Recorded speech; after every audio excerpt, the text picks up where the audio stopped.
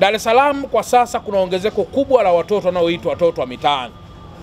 Lakini mtakumbuka kwamba Mheshimiwa Rais wa Jamhuri ya Muungano wa Tanzania ameshajenga vituo vikubwa vya kulelea watoto.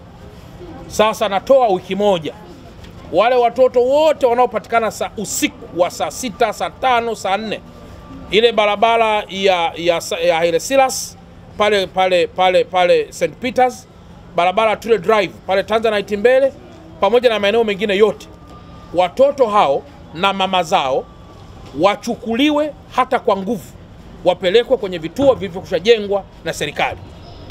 Wapo watu ambao wanaendelea kutumia wale watu kujineemesha na kusumbua watoto kuweza kuombaomba barabarani. Lakini serikali imeweka utaratibu mzuri wa kuwa na vile vituo. Kuendelea kuwaona pale linamaanisha kwamba serikali haijaweka utaratibu na mpango mzuri wa kuweza kuwalea wale watoto. Sasa natoa 1 week Dar es Salaam nzima, wale wote ambao wanazunguka na vibaisikeli, wale wote ambao wamekaa mahali wanaomba, wakamatwe wote, wapelekwe kwenye vile vituo vilivyojengwa na serikali, wakawekwe pale kwa ajili ya malezi. Na kama kuna mtu atatoka tena kwenye kile kituo au vile vituo, basi huyo hatua kali za kisheria zitaweza kuchukuliwa dhidi yake au dhidi ya mzazi anayefanya hivyo. Au la, serikali ipo tayari kuwagharamia kwenda kwenye makazi mojawapo ya watu hawa walio wenye moyo safi.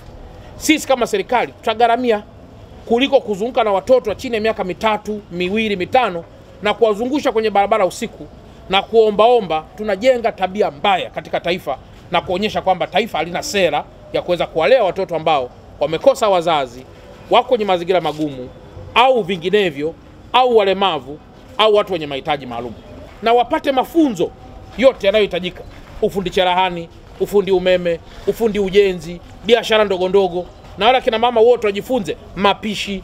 Kama wanahitaji msaada wa kuwa mama ntilie, tutawapatia majiko ya gesi, tutawapatia mitaji midogo, na wataweza kufanya biashara kuliko kuombaomba na kufanya. Takbir! Wallah.